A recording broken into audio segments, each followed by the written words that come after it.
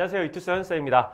오늘 생활관리 2026학년도 10월 학력평가 전문항 해설 바로 들어갈 거예요. 사실 크게 어렵진 않은 모의고사였던 것 같습니다. 1등급 커트라인도 거의 50점 가까이 나오고 있는 것 같은데 그래도 좀 볼만한 제시문들이나 선지들이 몇 개 있긴 했어요.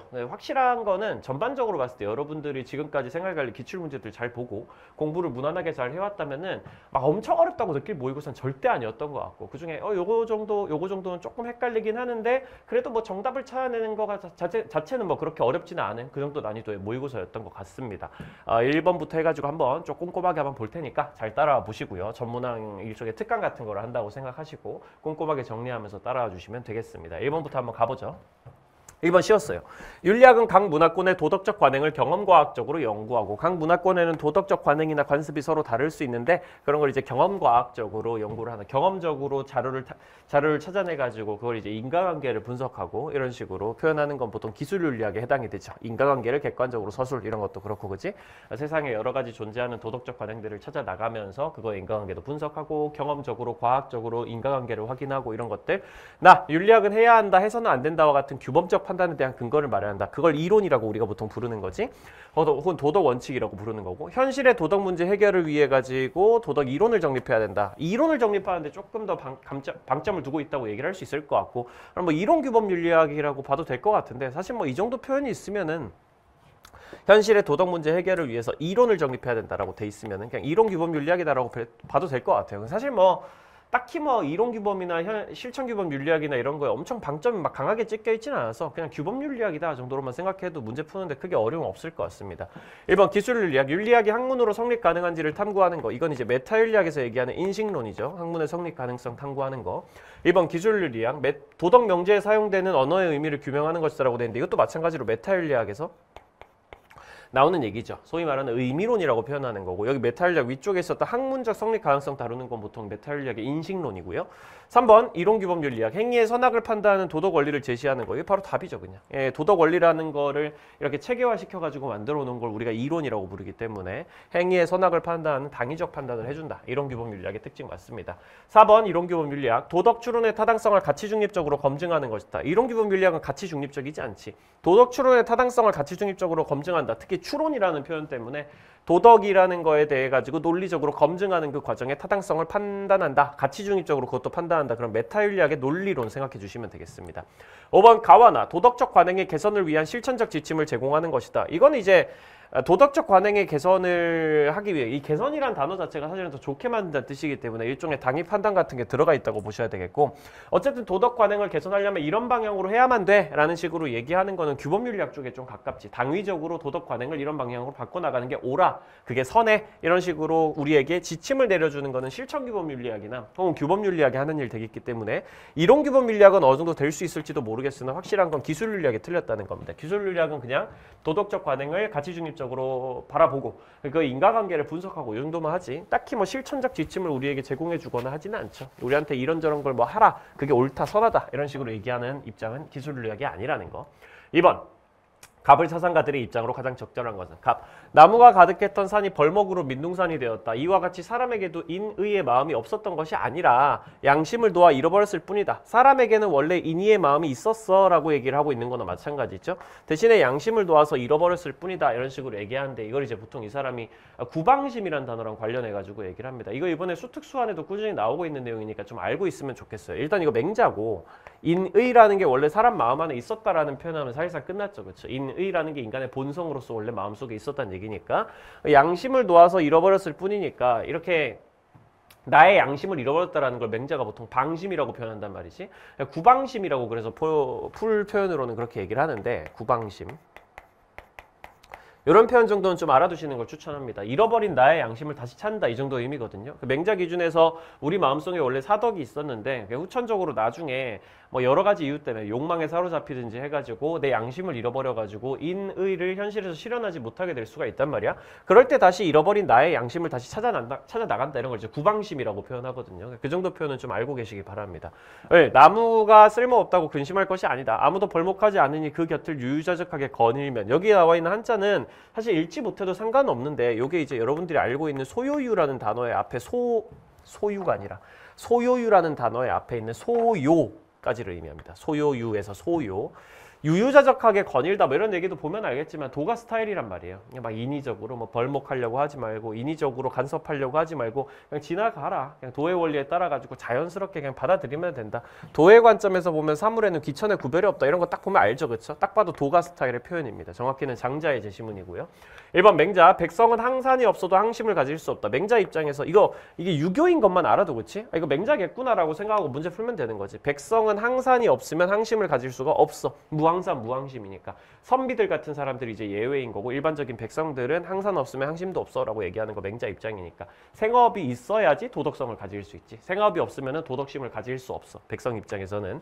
2번 맹자, 차별 없는 사랑. 이거 겸애거든요. 맹자 입장에서 차별 없는 사랑이라고 표현하면 안 됩니다. 기본적으로 유교는 분별하는 사랑을 얘기하고 별애를 얘기하는 입장이기 때문에 차별 없는 사랑을 주장하는 사람은 묵자잖아요. 겸애라는 개념을.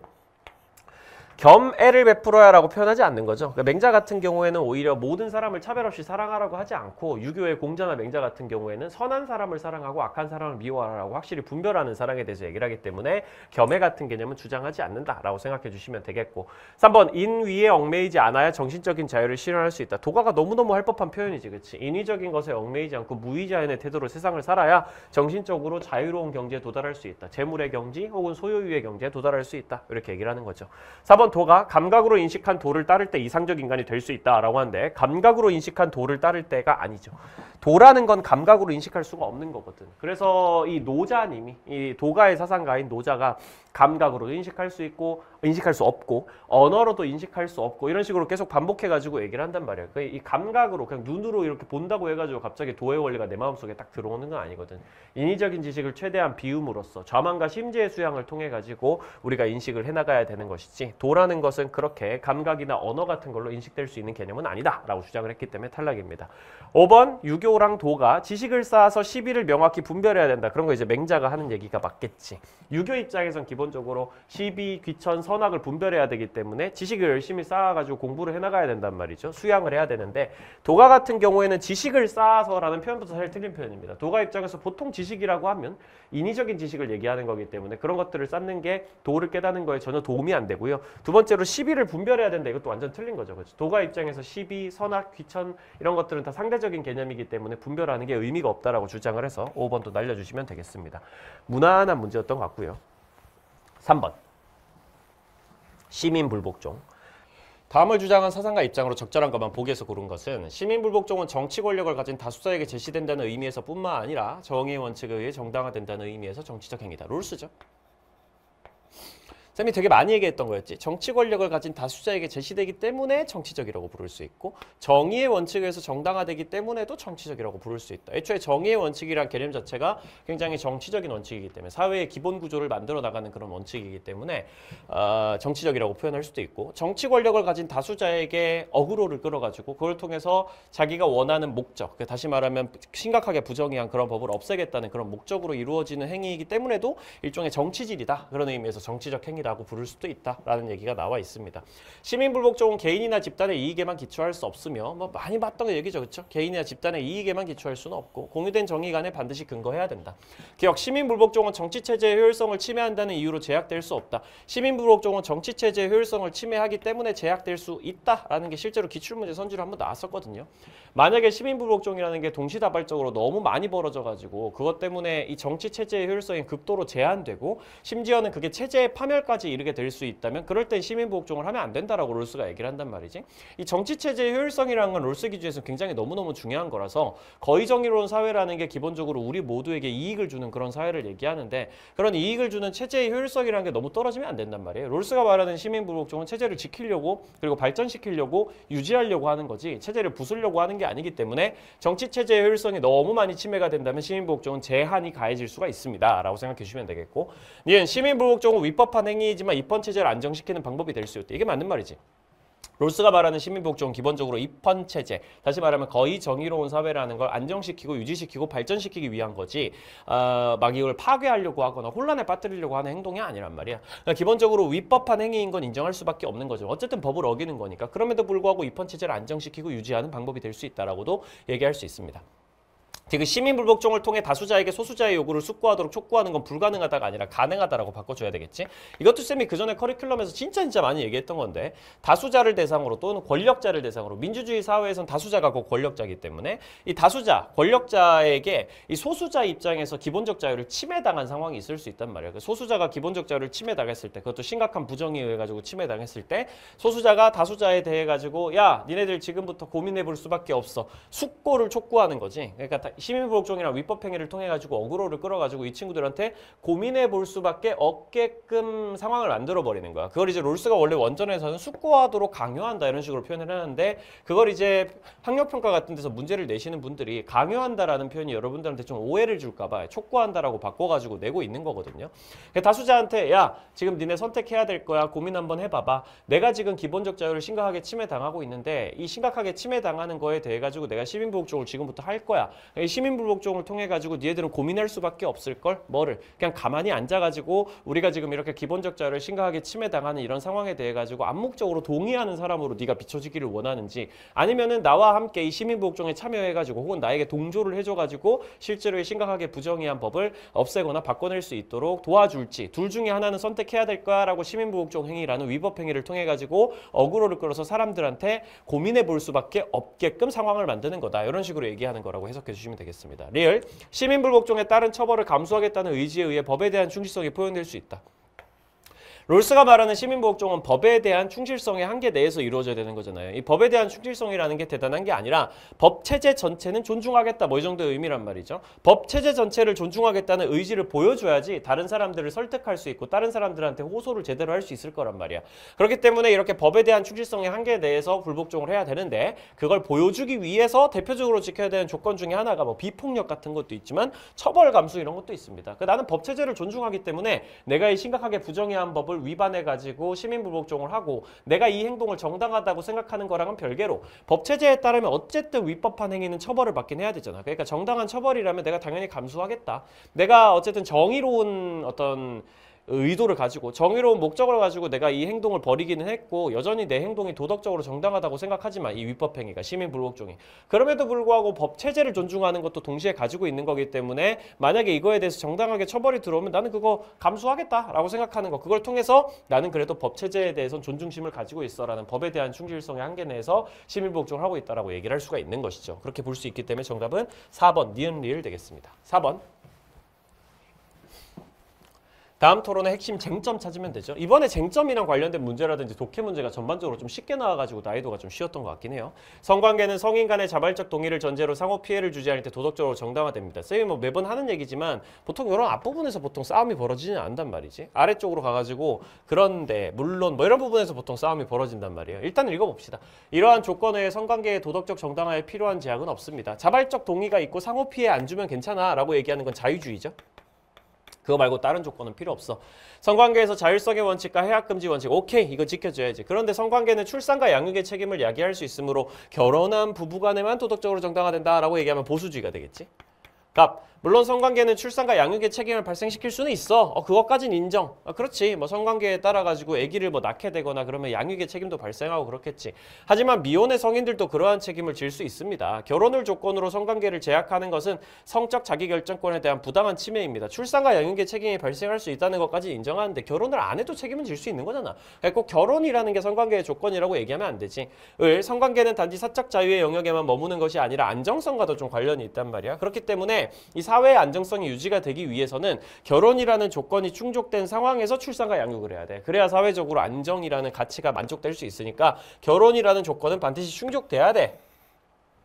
만약에 결혼을 안 한 채로 출산과 양육의 책임 같은 거를 하려고 시도한다면 그 다 하기도 어려울 뿐더러 사회적 안정성을 위협할 거야. 다시 말하면 결국 싸우는 부분은 이거죠. 결혼을 하는 것이 성관계의 중요한 조건이 맞는가 이걸 가지고만 싸우고 있는 겁니다. 그럼 그것만 찾으면 되는 거죠.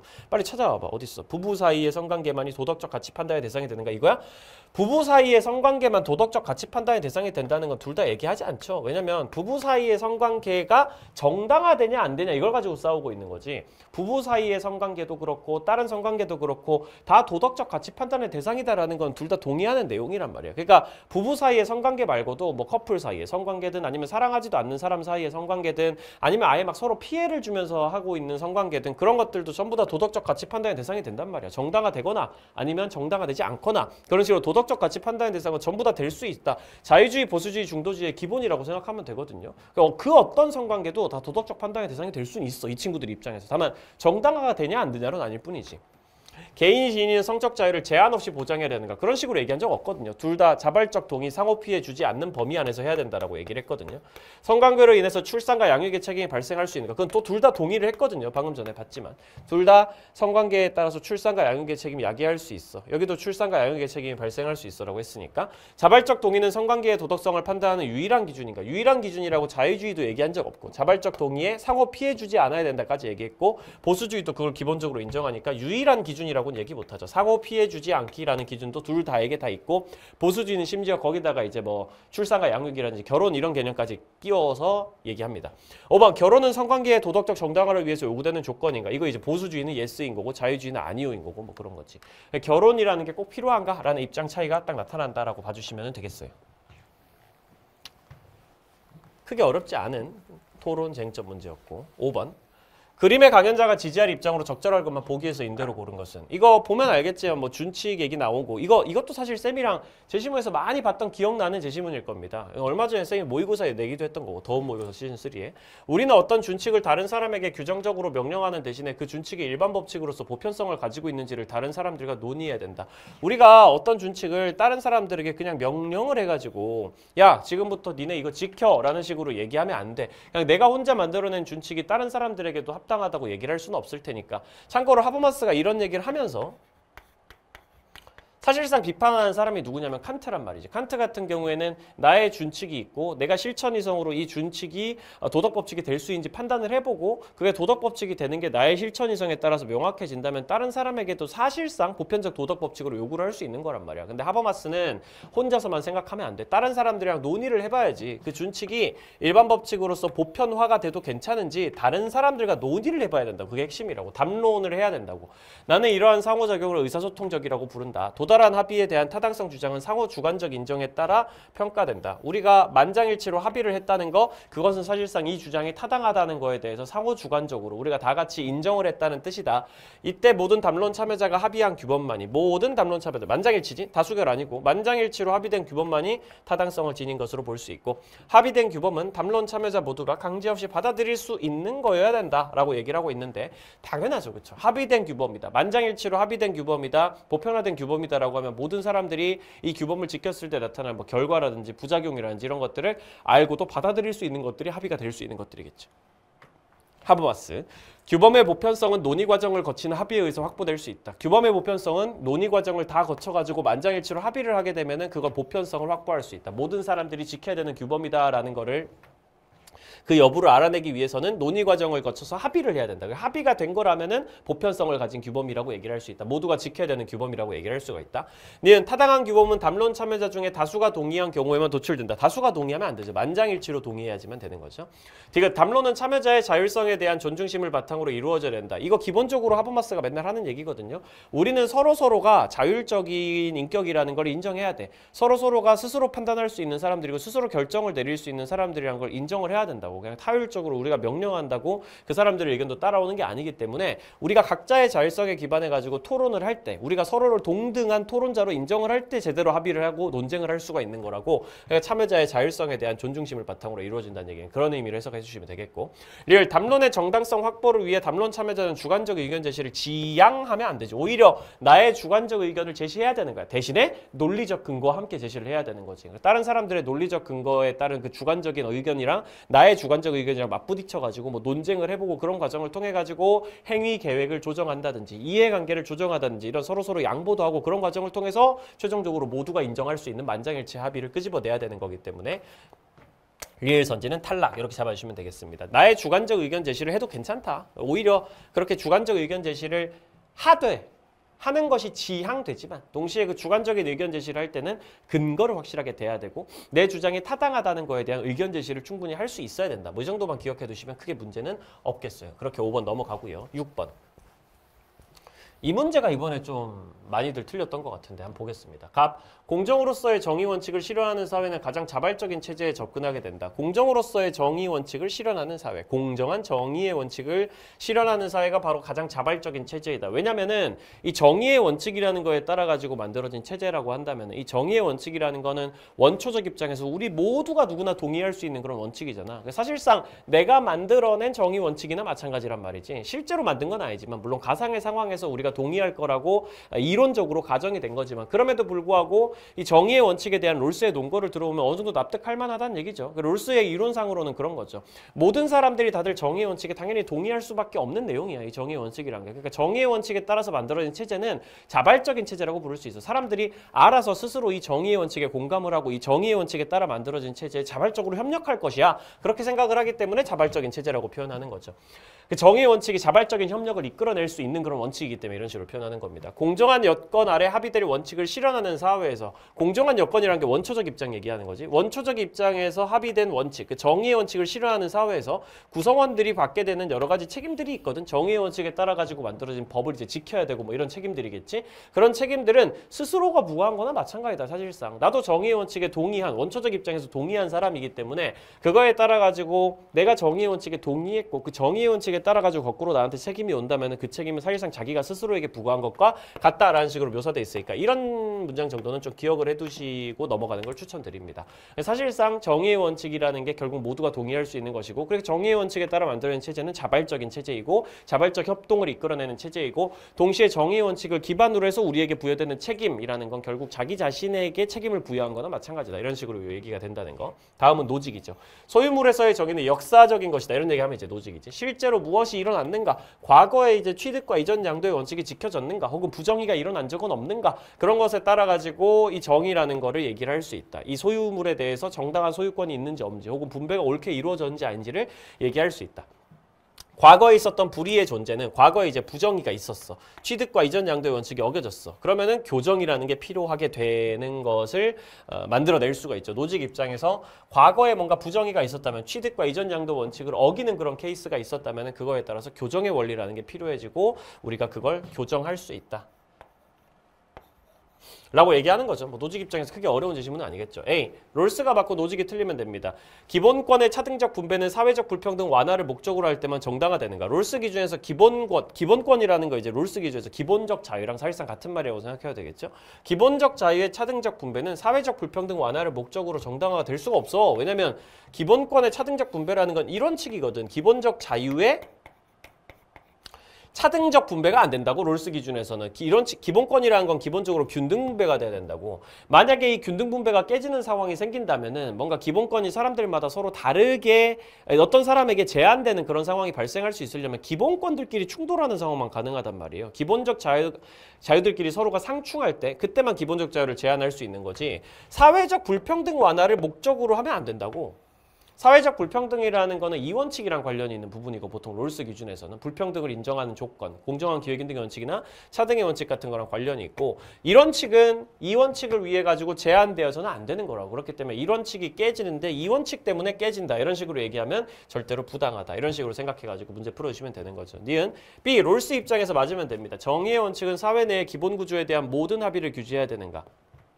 이거 이제 보고 많은 친구들이 아니 이게 좀 순서가 잘못된 거 아닌가 이렇게 생각한 친구들이 있을 거예요. 아니 정의의 원칙이 합의를 통해 가지고 만들어지는 건데 애초에 정의의 원칙이라는 게 기본 구조에 대한 합의를 규제한다라는 얘기가 말이 되나? 이런 식으로 생각한 친구들이 아마 있을 거야. 그러니까 사회 내의 기본 구조를 규제하는 정의의 원칙이 합의 때문에 만들어진 거 아닌가? 이런 식으로 뭔가 이 문장의 순서가 잘못된 거 아니야? 라고 생각한 친구들이 있을 텐데 결론부터 말씀드리면 이거 맞는 선지입니다. 왜냐하면은 이게 이런 맥락에서 해석이 되는 거기 때문에 한번 들어보세요. 이 정의의 원칙이라는 건 원초적 입장에서 합의가 된 게 맞아. 모든 사람들의 합의를 얻어가지고 인정된 정의로운 원칙이야.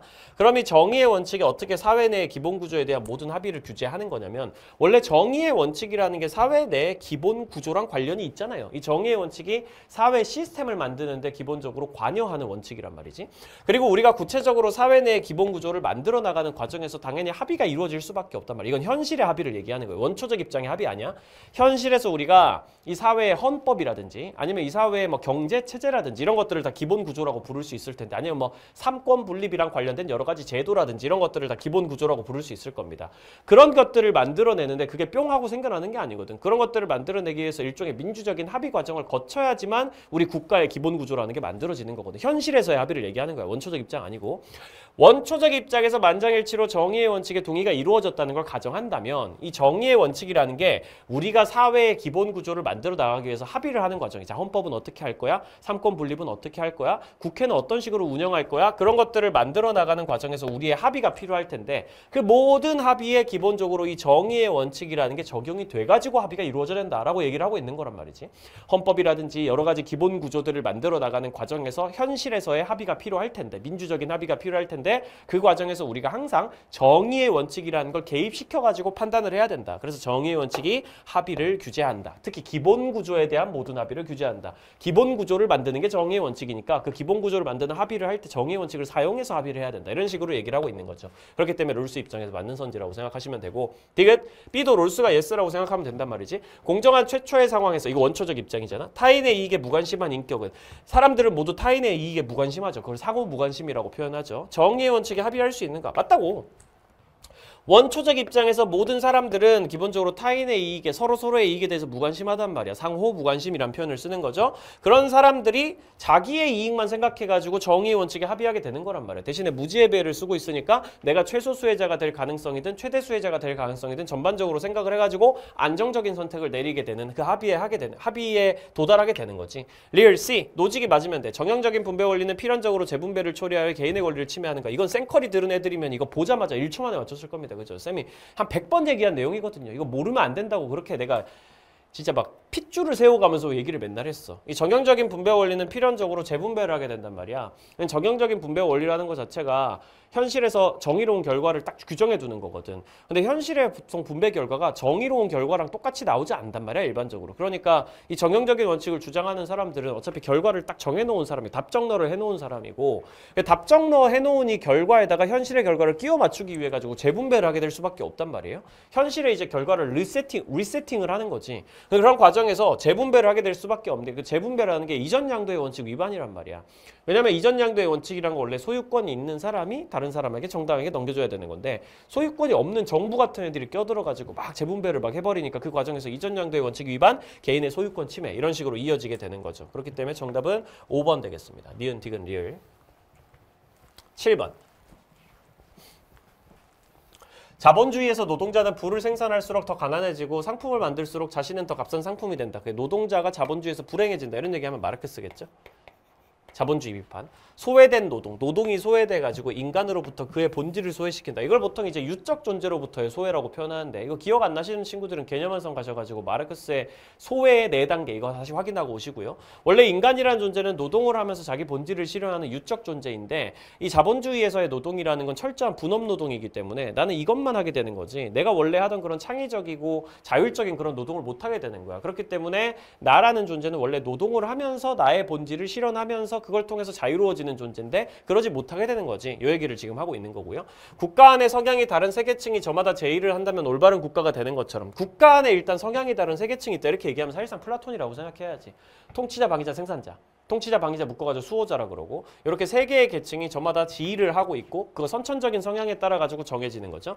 개인의 영혼 안에 있는 부분들이 각자 제의를 한다면 그 사람은 올바른 사람이 된다. 이 얘기도 되게 중요한 얘기입니다. 통치자, 방위자, 생산자가 저마다 자기 일을 자기의 덕을 갖추면서 제대로 하면은 그게 정의로운 국가가 된다라고 얘기를 한단 말이에요. 통치자는 지혜, 방위자는 용기, 생산자는 절제. 절제의 덕은 모든 사람에게 요구되고 이렇게 해가지고 각자가 각자의 덕을 갖추게 되면은 이 세 개의 덕이 합체 변신을 해가지고 약간 정의의 덕이 된다. 이런 얘기했던 거 기억나는지 모르겠습니다. 그럼 이제 정의로운 국가가 되는 거거든요.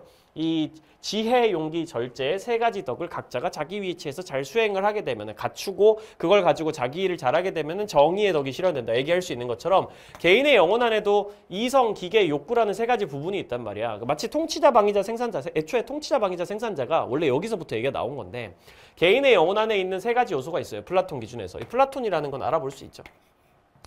플라톤의 입장에서 개인의 영혼 안에는 이성, 기계, 욕구라는 3요소가 있는데 이 세 가지 요소가 각자의 덕을 갖추면 이성이 지혜의 덕을, 이 기계가 용기의 덕을, 그리고 욕망이 절제의 덕을 갖추게 되고 정확히는 모두가 또 나머지 절제의 덕을 다 같이 갖추게 되면은 그러면 개인도 정의의 덕을 갖출 수가 있는 거야. 물론 개인이 정의의 덕을 갖추려면 굉장히 많은 수양이라든지 이런 게 필요하기 때문에 철학자들이 그게 되기가 쉽겠지. 근데 기본적으로 이론적으로 플라톤 입장에서 모든 인간은 정의의 덕을 갖출 수 있는 가능성이 있기는 해. 그거랑 별개로 어쨌든 통치자, 방위자, 생산자가 각자의 덕을 갖추면 정의의 덕을 갖춘 국가가 되는 것처럼 개인 안에서의 영혼도 각자의 덕을 갖추게 되면 영혼의 3요소가 각자의 덕을 지혜, 용기, 절제의 덕을 잘 갖추게 되면은 개인도 정의의 덕을 갖춘 사람이 될 수 있다. 그러니까 국가만 정의의 덕을 갖출 수 있는 게 아니라 개인도 정의의 덕을 갖출 수 있다. 이 정도는 좀 기억을 해주시면은 되겠어요. 이 올바른 국가가 된다, 올바른 사람이 된다는 게 정의의 덕을 갖춘 존재가 된다라는 의미니까 그 정도는 좀 알아두시고 넘어가기 바랍니다. 정의의 덕.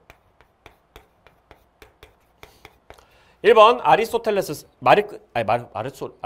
마르크스. 생산수단의 공유는 노동의 본질을 실현하는 데 기여한다. 생산수단을 공유하는 사회를 우리가 뭐라고 불러요? 공산주의라고 합니다. 공산주의.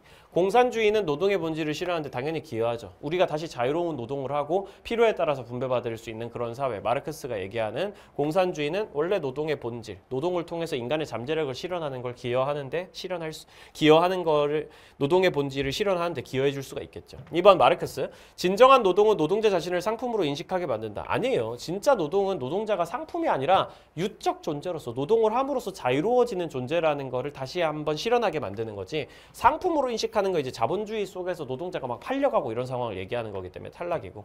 3번 플라톤. 누구든지 자신이 원하는 직업에 종사할 수 있어요. 전혀 그렇지 않아요. 자기가 원하는 직업에 종사하는 게 아니라 자기의 선천적인 성향에 따라 가지고 사실상 타고난 성향에 따라서 국가가 직업을 정해주는 겁니다. 그러니까 플라톤이든 맹자든 공자든 순자든 뭐 이런 사람들 있잖아. 기본적으로 분업 시스템을 얘기하는 사람들은 기본적으로 어떤 능력에 따라 가지고 국가 단위에 따라서 직업이 정해진다라는 입장에 가까운 거지 개인이 선택한다라고 얘기하는 입장은 아니란 말이지. 특히 플라톤은 더더욱 네가 원하는 걸 주는 게 아니라 선천적 성향에 따라 타고난 직업이 있는 거야 사실상. 4번 플라톤. 정의로운 국가에서 서로 다른 계층 간의 간섭은 허용된다. 간섭하면 안 된다고 제일 강하게 말하는 게 플라톤이죠. 이 통치자는 생산자의 일에 대해서 한가로워야 된다. 생산자는 뭐 방위자의 일에 대해서 한가로워야 된다. 이런 식으로 얘기하면서 서로 간섭하지 말아라는 얘기를 굉장히 강력하게 하는 게 또 플라톤이기도 하다. 5번 마르크스랑 플라톤. 계층 간 역할 교환 없이는 이상사회가 실현될 수 없다. 역할 교환 같은 거 있으면 안 돼요. 특히 플라톤 입장에서 절대 있으면 안 됩니다. 계층 간의 역할 교환이나 간섭 같은 게 절대 있으면 안 된다고 강조한 게 분업을 얘기하는 플라톤이기 때문에 바로 탈락 잡아주시면 되겠습니다. 이거 맹자도 마찬가지고 공자도 마찬가지고 순자도 마찬가지고 계층들끼리 막 역할을 막 참견하거나 교환하거나 이런 것들을 좋게 보지 않아요. 분업을 얘기하는 사람들은 할 거면 철저하게 분업해라라고 얘기하는 사람들입니다. 8번 가불사상가들의 입장으로 가장 적절한 것. 인간은 자연 상태에서의 온갖 특권에도 불구하고 재산 보존을 위해 스스로를 정부의 지배하에 두기로 한다. 자연 상태에서 여러 가지 특권들이 있거든. 이런 거 이제 쉽게 말하면 자연권이라고 부를 수 있지. 자연 상태에서 인간이 가지고 있는 권리가 있지만 재산 보존을 위해 가지고 이렇게 얘기하면 누구라 그랬어요? 로크라고 쌤이 맨날 얘기했거든요. 유독 재산 보존을 강조하는 사람이 있으면 로크다. 유독 불평등을 극복하는 걸 강조하는 사람이 있으면 루소다. 뭐 이런 식으로 기억하라 그랬거든. 재산을 보존하기 위해서 자연권 일부를 포기하고 정부의 지배하로 들어가기로 하는 거지. 여기서 우리는 입법권과 행정권 이렇게 얘기하면 한 번 더 로크인 거 확인할 수 있죠. 입법권이 최고의 권력이고 행정권은 그 아래에 있지만 어쨌든 입헌군주제, 이권 분립의 체제를 지향한다. 사회계약을 기반으로 해서. 인간은 본래 자유를 사랑하고 타인을 지배하기를 좋아한다. 타인을 지배하기를 좋아한다라는 표현에서 인간이 약간 이기적인 욕망이 있는 존재라는 얘기를 강조하고 있는 거죠. 그럼 홉스라고 생각하시면 되겠습니다. 자연 상태에서 원래 인간의 본성이란 건 좀 이기적이다. 이런 얘기하는 거. 인간은 자기 보존을 위해 전쟁 상태인 자연 상태라고 얘기하면 이제 만만투 얘기하는 거니까 홉스 기준에서 너무너무 쉽게 찾을 수 있겠죠. 홉스라는 걸 찾을 수 있겠죠. 어쨌든 살아남고 싶어가지고 이 전쟁 상태에서는 살아남기가 쉽지 않으니까 이 자연권을 넘겨가지고 그걸 통해서 국가를 만들어 나간다라는 얘기가 홉스가 말하는 사회계약인 거고. 1번 로크. 최고 권력인 입법권에 대한 제한이 정당한 경우는 없다가 아니라 있다죠. 최고 권력, 입법권은 당연히 최고 권력이지만 그럼에도 불구하고 입법권이 우리의 재산이나 생명을 침해하려고 든다든지 아니면 절대적인 권력을 손에 넣으려고 든다든지 하는 경우에는 주권자로서 국민이란 존재가 그 최고 권력인 입법부보다 더욱 최고의 권력으로서 저항권을 행사할 수 있단 말이야. 그래서 입법권이 제한당하는 경우도 생기기 때문에 저항권 생각하면 생각하면 너무 쉽죠. 2번 로크, 모두가 처벌권을 지니는 것이 재산권 보장의 최선책이다. 전혀 그렇지 않아요. 모두가 처벌권을 지니는 게 아니고 국가라는 이름의 존재에다가 처벌권을 양도하는 방식을, 이 처벌권을 우리가 양도하고 포기하는 방식을 통해 가지고 국가를 만들어내고 이 처벌권을 가지고 있는 존재인 국가를 통해 가지고 재산권을 보장하는 게 최선책입니다. 그렇기 때문에 모두가 처벌권을 지니는 게 아니고요. 정확히는 이 처벌권이라는 걸 포기해가지고 국가라는 것을 만들어내는 사회계약을 맺는 것이 재산권 보장의 최선책일 거예요. 3번 홉스, 주권자에게는 자연법을 준수할 의무가 부과되지 않는다. 이거 선지로 기출됐던 내용이거든요. 주권자도 자연법을 준수할 의무가 부과됩니다. 자연법이라는 건 홉스 기준에서 대단한 게 아니거든요. 이성에 따라 가지고 만들어진 일종의 계율이야. 우리가 지켜야 될 규칙. 그리고 이걸 다른 말로 평화의 조항이라고도 불러. 이 자연법이라는 건 기본적으로 평화를 추구해라 라는 이성적인 명령이라고 생각을 하면 되는 거거든. 아주 기본적으로는 그래. 그럼 주권자는 평화를 추구해야 되는 존재잖아. 당연하지만. 우리 모두가 자연권을 양도해가지고 자연권을 포기해가지고 모아가지고 주권자를 만들어낸 거니까. 절대군주라는 존재. 홉스 기준에서 주권자는 절대군주죠. 이 절대군주라는 존재는 당연히 우리의 평화를 보장해야 됩니다. 그게 바로 자연법을 준수하는 거거든요. 평화를 추구하라라는 내용이 자연법이기 때문에 우리 모두의 평화를 보장해야 될 의무가 절대군주한테는 있단 말이야. 그렇기 때문에 X 잡아주시면 되겠습니다. 4번 홉스, 평화와 안전을 목적으로 인위적 인격인 국가가 수립된다. 그렇지. 우리의 생명을 살려주고 평화롭게 안전하게 만들기 위해 가지고 우리 국가를 방위하고 이런 목적을 위해 가지고 우리가 인위적인 인격인 국가를 만들어내는 거잖아. 그 인위적 인격을 다른 말로 우리가 리바이어던이라고 부르는 거고 우리 모두가 결합되어 가지고 생긴 하나의 인격 이렇게 표현하는 거고 그 인격을 대표하는 존재가 바로 군주인 거고 뭐 그런 거죠. 어쨌든 인위적 인격인 국가가 수립되는 겁니다. 자연적 인격 같은 거 아니고요. 인위적으로 계약을 통해서 만들어진 인격인 거죠. 5번 로크랑 홉스, 절대 권력 하에선 전쟁 상태의 발생이 불가능하다. 이거 좀 헷갈린 친구 있을 텐데 확실한 거. 로크는 절대 이런 얘기를 하지 않아. 그치? 로크는 애초에 절대 권력을 반대했단 말이야. 그렇기 때문에 절대 권력에선 전쟁 상태의 발생이 불가능하다라는 얘기를 애초에 로크는 하지 않기 때문에 오답인 걸 찾아내는 거는 너무너무 쉬웠을 거예요. 로크는 절대 권력은 인정되지 않는다고 봅니다. 로크는 입법부와 행정부로 권력을 딱 이권 분립해놓는 게 좋다고 본단 말이야. 그렇기 때문에 애초에 로크는 이런 주장을 전혀 한 적이 없기 때문에 탈락이라고 생각하면 되고 홉스 기준으로는 조금 애매하긴 하지만 틀렸다라고 보는 게 맞겠습니다. 물론 홉스는 절대 권력이라는 걸 이 전쟁 상태를 극복하기 위해서 만드는 건 맞거든요. 이 국가가 만들어지기 전에 자연 상태를 전쟁 상태라고 홉스가 일반적으로 부르니까 이 전쟁 상태를 끝내기 위해 가지고 이 리바이어던을 만들어내 가지고 혹은 절대 권력을 만들어내 가지고 우리가 평화를 얻기 위해 가지고 계약을 하는 건 맞아. 그래서 국가 단위로 따진다면 사실 절대 권력을 통해 가지고 이 전쟁 상태라는 걸 억제할 수 있다라거나 뭐 끝낼 수 있다라고 표현하면 그렇게 틀린 말은 아닌데 홉스가 또 동시에 책에서 하는 얘기 중에 하나는 사실 이건 조금 지엽적인 얘기라서 여러분이 굳이 알아야 될 필요까지는 없을 것 같긴 한데요. 절대 권력 하에서 이 국가 안에서 전쟁 상태의 발생 자체는 불가능하긴 한데 이게 국가들끼리도 싸울 수가 있어. 당연히 여기도 절대 권력이 있는 국가가 있고 여기도 절대 권력이 있는 국가가 있을 거 아니야. 절대 권력을 가진 군주가 한 국가를 잘 통솔하고 있다면 그 안에서는 그 나라 안에서는 당연히 전쟁 상태가 보통 일어날 일은 없겠지만 그럼에도 불구하고 이 국가들끼리의 싸움은 발생할 수 있단 말이지. 그래서 엄격하게 말하면 홉스 입장에서 절대 권력 하에서도 국가 간의 전쟁 상태가 발생할 수는 있다. 이 정도로 조금 생각을 해주시면 되겠습니다. 근데 이게 실제로 수능 문제로 나올 가능성이라는 건 좀 낮아질 것 같긴 하거든요. 이거는 확실하게 그냥 이 출제자의 입장에서는 그냥 로크의 관점에서 한번 생각해 보라라고 얘기한 것 같아. 로크 입장에서 이런 얘기 전혀 하지 않지 않냐. 그냥 홉스 입장에서 절대 권력을 가진 군주가 있다면은 그 국가 안에서 전쟁 상태를 해결할 수 있다. 뭐 이런 정도의 입장으로 그냥 문제를 낸 것 같기는 합니다. 이 정도만 생각하고 넘어가셔도 될 것 같아요. 9번. 현자는 삶의 중단을 두려워하지 않는다. 우리가 존재하는 한 죽음은 우리와 함께 있지 않고 죽음이 오면 우리는 없기 때문에 어차피 죽음이 우리한테 뭘 줄 수가 없다? 고통도 줄 수 없고 쾌락도 줄 수 없어. 그럼 죽음은 우리한테 뭐지? 아무것도 아니야. 에피쿠로스 학파의 제시문이죠. 만약에 이 제시문을 읽고 이게 에피쿠로스 학파인 거를 모르셨다면 이건 기출문제 분석이 너무 안 돼 있는 거기 때문에 굉장히 위험한 어떤 일종의 경보같이 좀 생각을 좀 해주셔야 될 것 같습니다. 이 정도 표현 보고 에피쿠로스 학파인 거 봐야 되거든요. 이게 기출문제에서 진짜 많이 나온 문장이거든요.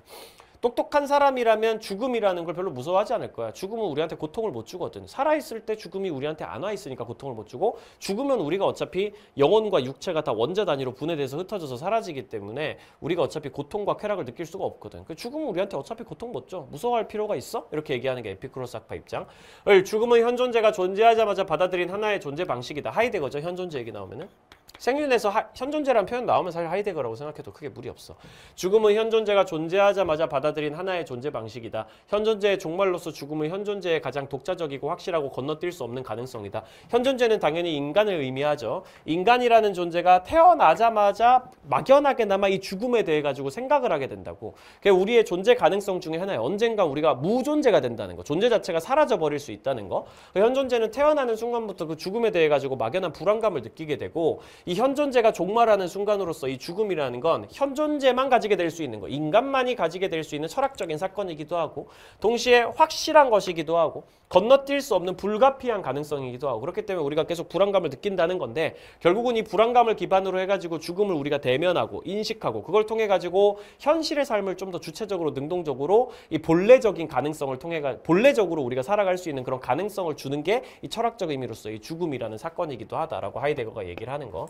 1번 에피쿠로스 학파. 죽음은 감각의 상실과 무관하게 모든 사람에게 고통이다. 전혀요. 죽음은 고통이 될 수가 없습니다. 죽음은 어차피 감각의 상실이기 때문에 고통을 우리에게 주지 못해. 당연히 쾌락도 주지 못하고 선도 아니고 악도 아니고 아무것도 아닌 거야 라고 얘기하는 게 에피쿠로스 학파 입장이고 2번 죽음의 불가피성이 죽음 자체를 악으로 만들지는 못한다. 맞는 말이지. 죽음은 불가피한 건 맞거든. 죽음은 언젠가 우리 모두에게 오는 건 맞는데 그거랑 별개로 죽음을 악이 되진 않아. 죽음이 불가피하다고 해서 죽음이 악인 거 아니야. 왜냐면 에피쿠로스 학파 입장은 에피쿠로스 학파는 기본적으로 쾌락주의자이기 때문에 쾌락이 선이고 고통이 악이거든요. 그러니까 악이 된다는 건 고통이 된다는 얘기인데 죽음은 어차피 고통이 될 수가 없단 말이야. 살아있을 때도 우리한테 고통 못 주고 죽었을 때도 우리가 없어졌으면 고통을 못 느끼기 때문에 죽음은 악이 아니고 아무것도 아닌 것이다 라고 얘기하게 되는 것이죠. 불가피하다고 해서 죽음이 악이 되는 건 아니다. 3번 하이데거. 죽음의 불안을 극복한 현존재는 불멸의 가능성을 얻는다. 말도 안 되는 소리라고 있어. 하이데거가 무슨 불멸하는 인간 이런 걸 얘기한 것도 아니고 죽음의 불안을 극복한 현존재는 불멸의 가능성을 얻는 게 아니라 주체적으로 본래적 존재로서 살아갈 수 있게 되는 거죠. 탈락입니다. 영원히 살 수 있는 거 그런 거를 얘기한 사람 전혀 아니에요. 4번 하이데거. 죽음을 직시한 인간은 내세에서야. 내세 같은 소리하고 현실에서 실존을 회복하는 거지. 현실에서 실존적으로 살 수 있게 되는 거지. 내세 가가지고 하라 이런 얘기 한 적 없고 하이데거는 뭐 내세 같은 개념을 딱히 인정한 사람도 아닙니다. 다음 세상이란 뜻이죠. 죽어서 있는 뭐 불교가 말하는 윤회 후의 세상 뭐 이런 개념인데 그런 거 하이데거가 인정하지 않았기 때문에 탈락. 5번 에피쿠로스 학파랑 하이데거. 죽음을 예견한 존재가 행복을 얻는 것은 불가능하다. 에피쿠로스 학파 입장에서 죽음을 예견하고 있더라도 우린 언젠가 죽더라도 죽음은 우리한테 고통을 못 준다라고 생각을 하고 있으면 죽음에 대해서 올바른 인식을 가지고 있으면 그걸 기반으로 죽음에 대한 불안감이나 두려움을 떨쳐내고 그 외에 있는 모든 고통을 제거하고 일종의 정신적인 평정 상태, 아타락시아로 들어갈 수 있다고 얘기한단 말이지. 그러니까 에피쿠로스 학파 입장에서 우리가 죽음을 예견하고 있어도 행복할 수 있어. 에피쿠로스 학파 입장에서는. 하이데거 입장에서도 비슷해. 우리는 죽음을 예견하고 있지만 죽음에 대해서 불안감을 느끼고 있지만 그 불안감을 직시함으로써 이 죽음이라는 게 독자적이고 확실하고 건너뛸 수 없고 또 몰교섭적이고 이런 것들의 죽음의 특징들을 알게 됨으로써 역설적으로 삶을 주체적으로 살아야 된다는 깨달음을 얻게 되는 거야. 그걸 통해서 우리는 실존적으로 사는 존재가 될 수 있는 거죠. 본래적 존재가 될 수 있는 것이고 그걸 통해 가지고 행복을 얻어 나갈 수 있다라고 하이데거도 사실상 주장을 하기 때문에 하이데거 입장에서도 죽음을 예견한 존재가 행복을 얻는 건 딱히 불가능하다고 보진 않는 거죠. 가능하다라고 보는 입장입니다. 10번 사형제 관련 문제. 답. 법정의 심판대 앞에서는 오직 보복법만이 형벌의 질과 양을 명확하게 제시할 수 있다. 동해의 보복법만이 형벌의 질과 양을 제시한다. 칸트. 공적 정의가 원리의 표준으로 삼는 것은 동등성의 원리다. 어느 쪽으로도 기울지 않는 동해보복의 원리다라고 얘기하고 있는 거죠. 법에 복종하는 국민이 그 법의 제정자여야 돼. 직접민주주의 얘기하고 있네요. 국민이 법을 만들어야 돼. 이거 루소가 하는 얘기거든. 직접민주주의를 대놓고 얘기하는 거는. 범죄자는 자기 죄로 인해서 조국에 대한 반역자이자 배신자, 다른 말로 공공의 적이 된다. 그러므로 범죄자는 시민이라기보다는 공공의 적으로 간주돼서 사형이나 추방을 하는 것이다. 특히 살인자는 그렇게 대해야 된다라고 루소가 얘기하는 거죠. 1번 칸트. 살인자도 생득적 인격성을 지님으로 수단으로만 취급돼서 안 된다. 맨날 하는 얘기죠. 칸트 입장에서 살인자는 사형 선고를 받는 순간 시민적 인격성은 박탈당하지만 시민으로서의 권리는 박탈당하지만 그래도 태어날 때 획득하고 있는 인격성은 절대 사라질 수가 없다. 그러니 살인자를 수단으로만 취급해서는 안 된다. 그러니까 우리가 그를 인격으로 존중해야 된다. 인격으로 존중하는 방식으로 사형을 하는 것이다. 이렇게 칸트가 얘기하는 거고. 2번 칸트. 사형받아야 할 행위를 의혹한 살인자에 대한 사형은 공적 정의에 어긋나지 않는다. 사형받아야 할 행위가 뭐겠어? 살인이잖아. 살인. 당연히 살인이거든. 살인 행위를 의혹한 살인자라고 하면 칸트 입장에서 맞죠, 그렇죠?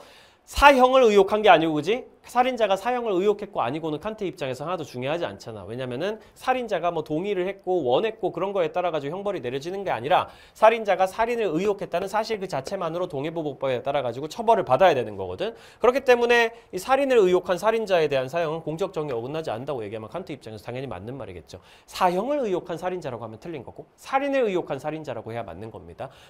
형벌 받아 마땅한 그런 행위를 의혹한 살인자에 대한 사형은 공적 정의에 어긋나지 않는다. 3번 루소, 사회계약에 근거할 때 살인자는 자신이 살인을 저지른 국가에서는 존립할 수 없다.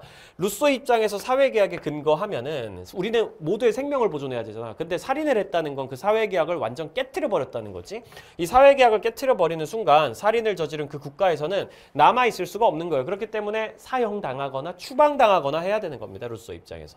4번 자기 보존을 추구하는 합리적인 인간은 사형제가 사회계약의 목적에 부합함을 한다. 루소 기준에서 자기 보존을 모든 인간은 추구한단 말이지. 내가 살아남아야 된다라는 목적을 추구하는 사람이면 이 사형제라는 게 사회계약의 목적에 부합한다는 거 알기 때문에 사형제에 동의하는 거야. 루소 기준에서 모든 인간은 국가를 계약하는 과정에서 사회계약을 하는 과정에서 생명권을 양도하잖아. 그 이유가 뭐야? 아 옆에 있는 애들이 날 찔러 죽일까 무섭단 말이야. 그걸 방지하기 위해서 뭐가 필요하겠어? 사형제가 필요하단 말이야. 그렇기 때문에 나의 생명권도 넘기고 니네 생명권도 넘기고 그렇게 해가지고 사형제를 만들어서 범죄를 억제해서 그걸 통해서 우리의 생명을 보장받자 이 얘기거든. 그러니까 자기 보존을 추구하는 합리적인 인간들은 내가 살아남기 위해서는 사형제가 있어야 된다는 걸 안다는 거죠. 그러니까 생명권을 양도한다는 얘기가 루소 입장에서 맞는 거지.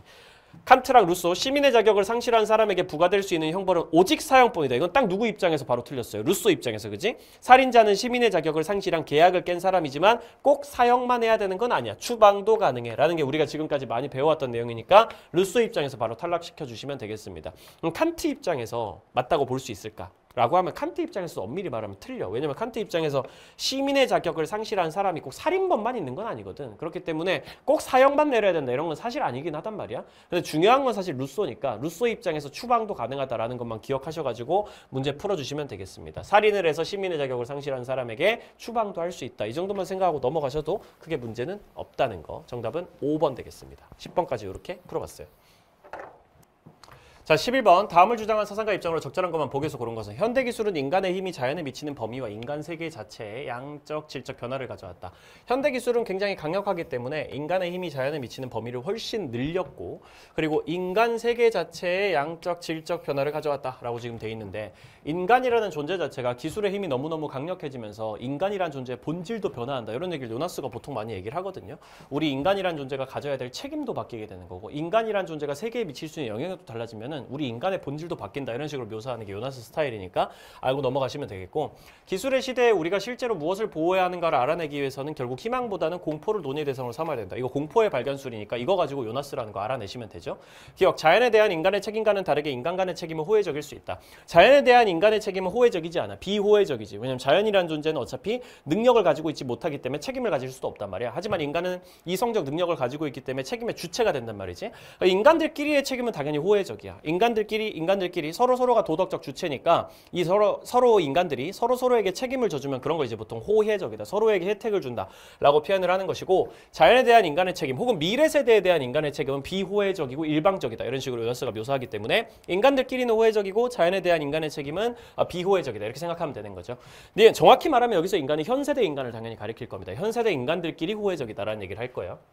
미래 세대는 빼고 기술에 대한 평가는 활용 결과를 배제하고 개발 의도에 근거하여 이루어져야 된다. 활용 결과를 배제하면 안 되지. 요나스는 기본적으로 결과에 대한 책임을 져야 된다라는 입장이기 때문에 의도만 좋으면 책임 안 져도 된다라고 얘기하는 일종의 심정 윤리적인 사고랑은 다르게 요나스의 책임 윤리는 결과에 대한 책임이 반드시 필요하다라고 얘기를 하는 입장입니다. 디귿, 기술을 가치 중립적으로 바라보지 않고서는 기술이 초래할 수 있는 악을 인식하는 것이 불가능하다고 돼 있는데 요나스 입장에서 그러면 이제 요나스 입장에서 이렇게 주장하게 되잖아. 기술을 가치 중립적으로 바라봐야 된다. 그래야 악을 인식할 수 있다. 요나스 항상 악을 인식하자고 얘기하는 사람이니까 악을 발견하자고 얘기하는 사람이니까 기술을 가치 중립적으로 바라봐야 돼. 그래야 악을 인식할 수 있어라고 얘기하는 건데 요나스는 오히려 가치 중립적으로 바라보면 큰일 난다라고 얘기하는 입장이거든요. 오히려 인간이 가치 중립적으로 기술을 바라보게 되면은 야스퍼스가 말하는 것 마냥 요나스 기준에서 야스퍼스가 말하는 것처럼 기술을 그냥 가치 중립적인 존재로만 바라보고 인간을 위한 수단으로만 바라보게 되면은 역설적으로 이 기술의 본질이라는 타른페에 대한 고민이 부재하게 돼가지고 그걸로 인해서 인간이 기술에 지배당하고 종속당할 수 있다라고 얘기하거든. 그러니까 기술을 가치 중립적으로 바라봐야 된다. 뭐 기술이 그래야 악을 인식할 수 있다. 이런 식으로 얘기하는 거는 전혀 틀린 말이다. 여러모로 요나스의 입장을 완전 왜곡해 놓은 표현이라고 생각해 보시면 돼요. 오히려 이걸 조금 더 맞는 문장으로 바꿔보자면 기술을 가치 중립적으로 바라보게 되면은 오히려 기술에 의해서 지배당하고 종속당할 수 있다. 기술이라는 게 초래할 수 있는 악을 제대로 바라보지 못하게 된다. 이런 식으로 바꿔주셔야 되겠습니다. 리얼 미래 세대의 권리를 존중해야 하는 의무는 미래 세대가 존속되어야 한다는 정언 명령. 이걸 다른 말로 존재론적 책임이라고 표현하기도 하고 생태학적 정언 명령이라고 표현할 수도 있겠습니다. 인간의 미래의 존재 가능성이라는 걸 침해해서는 안 된다. 그렇기 때문에 생태계라는 걸 보호해야 된다. 이런 식으로 나오는 게 생태학적 정언 명령이고 그게 미래 세대의 권리를 존중해야 되는 의무랑 관련해서 기반이 되어주는 것이지. 일단 미래 세대는 계속 존재해야 된단 말이야. 우리 인간이라는 존재는 당연히 미래 인류에 대해서도 책임이 있단 말이야. 인간이라는 존재로 우리가 태어났기 때문에 인간이라는 존재가 멸종하게 해서는 안 된다라는 책임이 있다는 얘기죠. 그러니까 미래 세대가 존속되어야 한다는 정언 명령은 생태학적 정언 명령인 거고 이 생태학적 정언 명령에 기반해가지고 당연히 미래 세대의 권리를 존중해야 된다는 의무도 따라서 나오는 것이지. 그러면 정답은 2번 기억 리을이 되는 걸로 잡을 수 있겠습니다. 12번 동물은 자의식이 없으므로 목적을 위한 수단일 뿐이다. 수단일 뿐이다 이렇게 얘기하는 거. 동물은 그냥 목적이 아니고 수단일 뿐이야. 수단으로만 생각해도 돼. 자의식 같은 게 없고 다른 말로 이성이 없으므로라고 표현을 할 수도 있거든요. 이거 칸트가 얘기하는 거겠고 당연히. 칸트가 이제 동물은 자의식이 없다 혹은 이성이 없다라는 말이랑 거의 유사하게 표현한다는 걸 기억해 두시고 이 표현을 동물과 관련한 우리의 의무는 인간이 자신에 대해 지니는 의무에 불과하다라고 돼 있는데 동물과 관련된 간접적 의무는 결국 인간이 자기 자신에 대해서 가지는 직접적 의무다라고 표현하는 거 너무 많이 봤으니까 넘어가도 될 것 같습니다. 당연히 알고 계실 거라고 믿고 삶의 주체인 동물이 뜻하지 않게 죽는 건 그 동물에게 해악이다. 이거 레건이겠죠. 삶의 주체 얘기 나오니까 삶의 주체인 동물에 대해서 동물 실험하는 건 그 자체로 잘못된 행동이다. 우리는 삶의 주체에 대해 가지고 의도적으로 해악을 끼쳐서는 안 된다라고 레건이 맨날 얘기를 한단 말이지. 실험실에서 일어나는 동물의 죽음 도덕적으로 생각해보면 말도 안 되는 일이야. 특히 삶의 주체에 해당되는 그런 동물을 실험 대상으로 수단으로만 자원처럼 취급해가지고 그런 존재에 대해서 해악을 가하는 거 그 자체로 잘못이다. 뭐 그 동물이 뭐 고통을 받아서라든지 뭐 아니면 쾌락을 많이 얻어서 이런 게 중요한 게 아니고 실험 대상으로 간주하고 자원처럼 취급하고 해악을 가해도 되는 존재로 생각하는 그 태도 자체가 문제다라고 얘기하는 게 레건이 강조하는 부분이고 고유의 선을 추구하는 목적론적 삶의 중심 얘기 나오는 거 보면은 테일러겠죠. 인간과 마찬가지로 서커스 동물, 실험용 동물도 결국은 목적론적 삶의 중심이니까 인간과 평등하게 도덕적 지위를 갖는 존재로 대우해야 된다. 그들의 고유의 선을 존중해야 된다. 이런 얘기를 하는 게 테일러 입장이겠죠. A는 칸트만의 입장입니다. 인간이 아닌 생명체를 잔혹하게 다루면 안 되는 이유는 인간 자신에 대한 의무에서만 도출된다. 이런 주장을 하는 거는 딱 칸트, 아퀴나스 정도 말고는 없다고 봐도 되거든. 특히 자기 자신에 대한 의무라는 걸 언급하는 건 역시 칸트뿐이란 말이야. 인간이 아닌 생명체를 잔혹하게 다루면 안 되는 이유는 간접적 의무 때문이다. 그 존재랑 관련해서 결국은 이 존재를 잔혹하게 다룰 때 우리의 자연적 도덕성을 촉진하는 자연적 소질, 동정심이나 감수성 같은 것들을 무너뜨려서 결국은 그게 자기 자신의 도덕성을 땅바닥에 떨어뜨리는 자기 자신에 대한 의무를 위반하는 어떤 결과로 이어지기 때문이다. 이런 얘기하는 거 이제 칸트가 말하는 간접적 의무고 레건, 테일러, 레오폴드, 싱어 이런 칸트 말고 인간 중심주의를 벗어난 동물 중심주의나 생명 중심주의나 생태 중심주의의 사상가들 전부가 부정하는 얘기라고 생각해 주시면 되겠습니다. 딱 칸트만 하는 얘기라고 생각해 주셔도 무리 없겠어요. 아퀴나스 정도랑 비슷한 얘기를 하는 거지. 딱 정확하게 자기 자신에 대한 의무 위반이다라는 얘기는 칸트만 한다고 생각해도 돼. 니은 B 같은 경우에는 칸트, 레건 입장, 테일러 빼고 수단으로만 대우받아서는 안 되는 존재라면 도덕적 지위를 지닐 수 있다. 테일러도 마찬가지야. 테일러도 동의할 수 있기 때문에 탈락 잡아주시면 됩니다. 수단으로만 대우받아서는 안 되는 존재라고 얘기하면 다른 말로 이제 내재적 가치를 가진 존재라고 해석을 할 수 있거든요. 테일러 같은 경우에도 그 정도 표현을 쓸 수 있단 말이야. 사실 뭐 목적으로 추구한다, 수단으로만 대우받아서는 안 된다 이런 건 약간 칸트식의 의무론적 표현이긴 한데 싱어 같은 대놓고 공리주의자 빼고는 나머지 사상가들은 그냥 이런 표현 다 쓸 수 있다고 생각해도 무리 없거든요. 그러니까 목적으로 추구해야 된다 이런 얘기는 사실 싱어 같은 사람은 사실 쓰지 않아. 공리주의자이기 때문에. 근데 나머지 사람들은 사실상 다 쓸 수 있다고 그냥 생각해도 크게 무리 없다고 보시면 되겠습니다. 특히 테일러도 수단으로만 대우받아서는 안 되는 존재, 다른 말로 목적론적 삶의 중심, 고유의 선을 가지고 있는 생명체들이라면 당연히 도덕적 지위를 지닐 수 있다는 거에 동의하겠죠. 디귿 C 같은 경우에는 레건과 테일러 입장 칸트 빼고 인간이 아닌 도덕적으로 무능력한 존재가 도덕적 존중의 대상이 되는 경우가 있다. 칸트 같은 경우에는 인간이 아니고 도덕적으로 무능력한 동물, 식물, 무생물 이런 존재들은 당연히 도덕적 존중의 대상이 될 수 없어요. 하지만 레건이나 테일러 입장에서는 인간이 아니라 도덕적으로 무능력한 친구들이라고 해도 레건 기준에서는 삶의 주체라면, 테일러 입장에서는 생명이라면은 내재적 가치가 있고 도덕적 존중의 대상이 되는 게 기본이기 때문에 C 맞습니다. 릴 D 같은 경우에는 모두의 공통점, 인간의 가치 평가로부터 독립된 가치를 지닌, 쌤이 이것도 많이 얘기했죠. 인간의 가치 평가로부터 독립된 가치를 다른 말로 우리가 내재적 가치라고 부릅니다. 이 내재적 가치를 지니고 있는 개체라면 그 개체의 행위는 도덕 판단의 대상이 아니다라고 얘기했는데, 이거는 아주 간단한 논리적인 생각만 해보면 되는 거거든요. 인간의 가치 평가로부터 독립된 가치를 다른 말로 내재적 가치라고 한단 말이지. 그럼 내재적 가치를 가진 존재는 칸트, 레건, 테일러 입장에서 모두가 공통적으로 그래도 얘는 내재적 가치를 가지고 있어라고 얘기할 수 있는 존재는 누굴까? 인간이란 말이야, 당연히. 인간의 가치 평가로부터 독립됐다 이런 표현이 나왔다고 해서 인간이 해당 안 된다고 생각하면 안 되거든. 쌤이 100번 얘기했지만 인간의 가치 평가로부터 종속돼 있는 가치가 수단적 가치고요. 인간이 이거 쓸모 있네, 쓸모 없네 이렇게 얘기하는 게 수단적 가치고, 그거랑 독립된 가치를 그냥 내재적 가치라고 생각하면 된단 말이지. 그럼 내재적 가치를 가진 개체라면 그 개체의 행위는 도덕 판단의 대상이 아니다라고 얘기했는데, 요 개체들이 내재적 가치를 가진 개체들 중에 칸트 기준에서는 당연히 인간밖에 없고, 레건 기준에서는 삶의 주체 전체 포함될 거고, 테일러 기준에서는 생명 전체가 포함될 텐데, 칸트든 레건이든 테일러든 어쨌든 내재적 가치를 인정하는 존재의 범위 안에 인간은 무조건 포함된단 말이야. 그럼 그렇게만 생각해 보면 되죠. 내재적 가치를 지닌 개체가 인간이라면 그 인간의 행위는 당연히 도덕 판단의 대상이 될 수 있습니다. 그러니까 그 개체 행위가 그냥 도덕 판단의 대상이 아니라고 얘기하면 셋 다 틀린 거죠. D 위치에 있을 수가 없고 아예 밖으로 빠져 있어야 되는, 칸트, 레건, 테일러 셋 다 해당되지 않는 그런 선지라고 생각을 해주셔야 되겠어요. 다시 한번, 내재적 가치를 가지고 있는 개체라면 그 개체의 행위가 도덕 판단의 대상이 그냥 안 된다 이렇게 단정적으로 얘기하고 있는데, 내재적 가치를 가진 존재 중에 인간이라면 인간의 행동은 당연히 도덕 판단의 대상이기 때문에 아니다라고 얘기할 수는 없다는 거예요. 이렇게만 생각하고 넘어가셔도 괜찮은 겁니다. 가벼운 논리적 추론인 거고, 쌤이 지금까지 많이 말씀드렸듯이 인간의 가치 평가에서 독립된 가치를 내재적 가치로 해석하는 사고의 틀을 기본적으로 가지고 있으면 인간이 내재적 가치 가지고 있으면 인간 행위는 도덕적 판단의 대상이 보통 되잖아. 물론 동물이나 이런 친구들의 행동은 도덕 판단의 대상이 되기 어렵지. 그 친구들은 애초에 이성을 가지고 있지도 않고 이성 도덕적 책임의 주체라고 볼 수도 없는 거니까 그 친구들의 행동을 도덕적으로 판단하기는 쉽지 않을 거야. 거의 모든 사상가 입장에서. 그런데 칸트든 뭐 레건이든 테일러든 심지어 뭐 레오폴드라고 해도 내재적 가치를 가지고 있는 존재 중에 인간이 포함되기 때문에 인간의 행동은 도덕 판단의 대상이 당연히 되는 거란 말이죠. 13번, 가해 주장을 나그림으로 나타낼 때 기억에 대한 반론 근거로 적절한 것은, 이것도 쌤이 문제 푸는 방법 알려줬죠. 겹치는 부분을 그냥 날려줍니다. 허용되어서는 안 된다라는 부분을 그냥 그대로 날려주고요. 뒤에 있는 걸 앞으로, 앞에 있는 걸 뒤로 이렇게 보인다고 생각을 하면 된단 말이지. 그럼 어떻게 문장이 만들어져? 동물 실험은 동물의 권리를 침해하는 행위다. 요거를 지금부터 반론하면 된단 말이죠. 동물 실험은 동물의 권리를 침해하는 행위다. 그럼 반론 해봅시다. 반론 별로 안 어려워. 그러니까 동물 실험은 동물의 권리를 딱히 침해하지 않는다라는 걸 찾으면 되는 거잖아. 한번 찾아와봐. 여기 있네. 동물은 자율성이 없어서 권리가 없어. 그러니까 동물 실험을 해도 권리 침해가 아니야. 왜? 권리가 애초부터 없으니까. 이렇게 얘기하는 게 정답이 되는 거죠. 나머지 선지들은 뭐 언급할 가치가 있을까? 동물 실험은 생명을 해친다. 그걸 부정하는 건 아니고요. 딱히 이거 반론의 얘기라고 볼 수는 없지, 그치? 동물의 생명을 해친다 그러면 일종의 권리를 해친다라는 얘기로도 해석 가능하겠네. 그러니까 이건 반론이라고 볼 수 없고, 동물은 이익관심을 지님으로 실험 대상이 될 수 없다. 이것도 딱히 반론이라고 볼 수 없고, 각자의 선을 추구하는 동등한 존재다라든지 동물 실험을 대체할 수 있다든지 이런 것들이 전부 다 결국은 이 실험을 금지하는 얘기들이고, 여기는 이제 동물 실험은 권리를 침해함으로 하면 안 된다라는 게 소전제로 들어가는 게 되는 건데, 사실상 하면 안 된다라는 거에 근거가 들어가는데 1, 2, 3, 4번은 다 하면 안 된다라는 얘기에 딱히 반론을 하는 게 아니라 그냥 그대로 가는 그런 느낌이고, 5번만 이제 자율성이 없기 때문에 권리가 없어서 동물 실험 해도 돼. 약간 이런 느낌으로 가는 거잖아. 그런 느낌을 가진 선지를 찾아주셔도 크게 무리는 없겠어요. 그럼 정답은 5번 되겠습니다. 14번, 다음을 주장한 사상가 입장으로 적절한 것만 보기에서 고른 것은, 종교적 관점에서 우주는 암호가 된다. 이 말 무슨 말인지 잘 이해 안 갈 수도 있겠지만 한번 해석해 보세요. 쌤 따라서.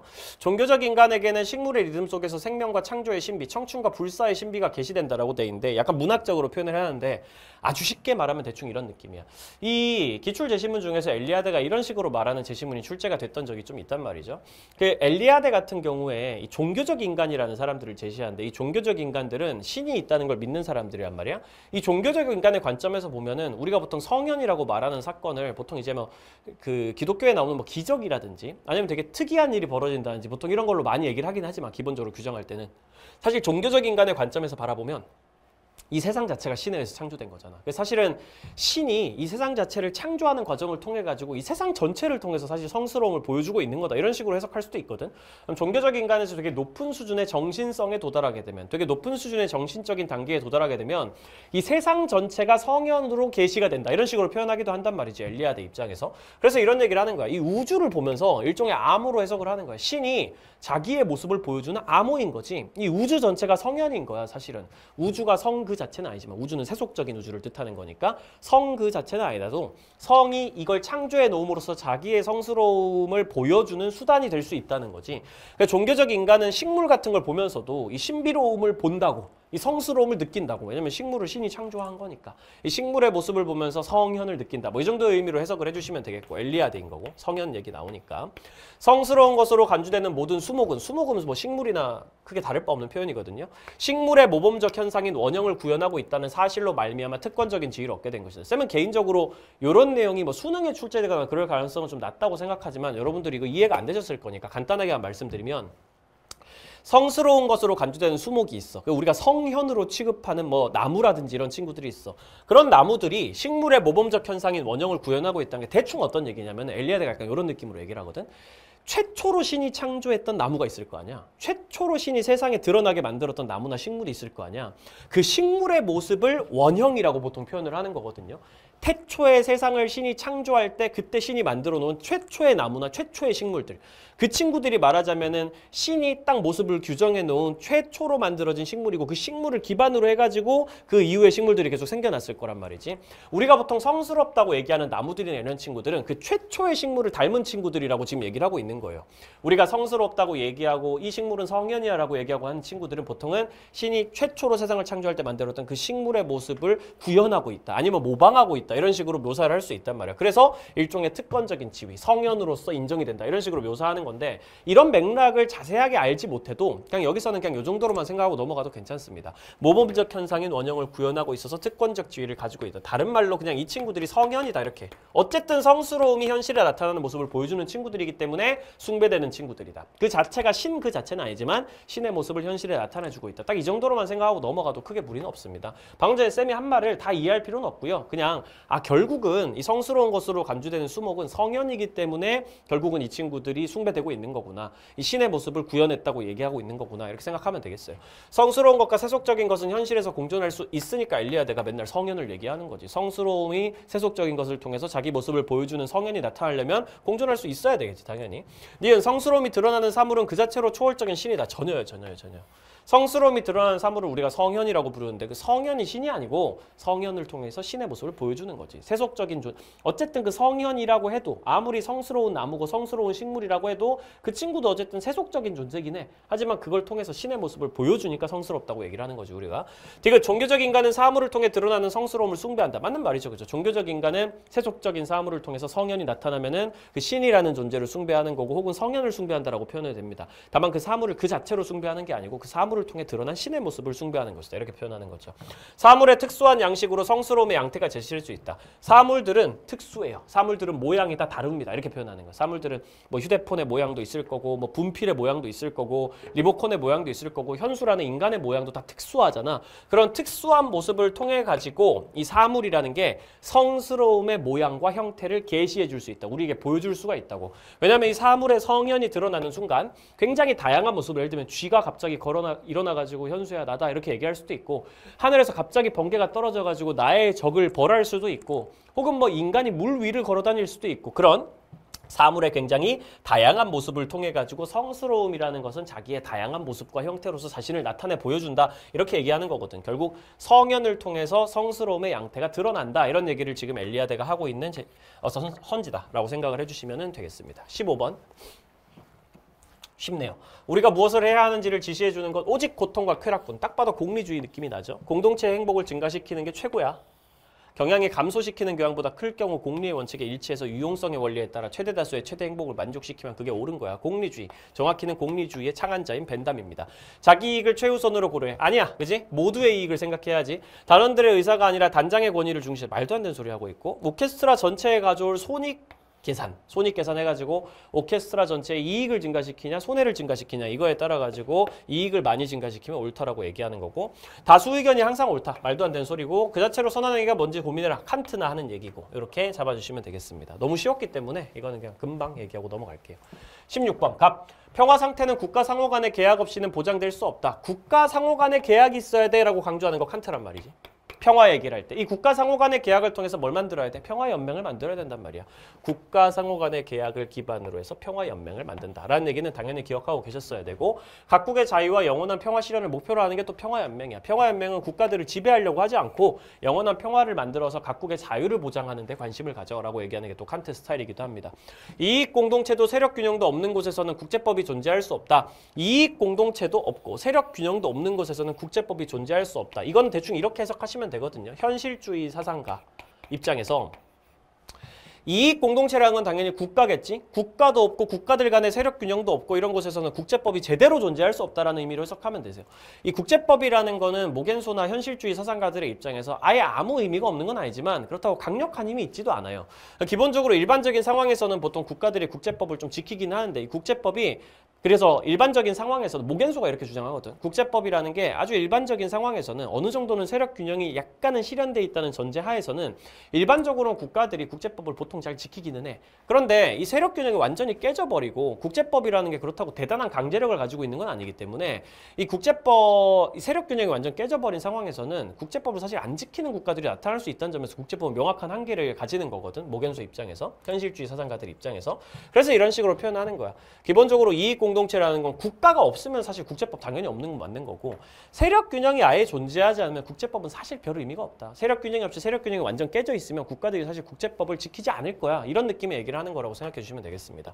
각국은 결국은 국익을 추구한다. 권력을 추구한다. 자국의 이익이라는 관점에서 국제법을 해석하고 적용한다. 국제법을 안 따른다는 얘기는 아니지. 국제법을 따를 수도 있어. 다만 국익에 맞을 때 국제법을 따른다라는 거지. 그렇게 얘기하는 거고 1번 칸트. 평화연맹은 주권국의 입법권을 위임받아 행사해야 된다. 말도 안 되는 소리죠.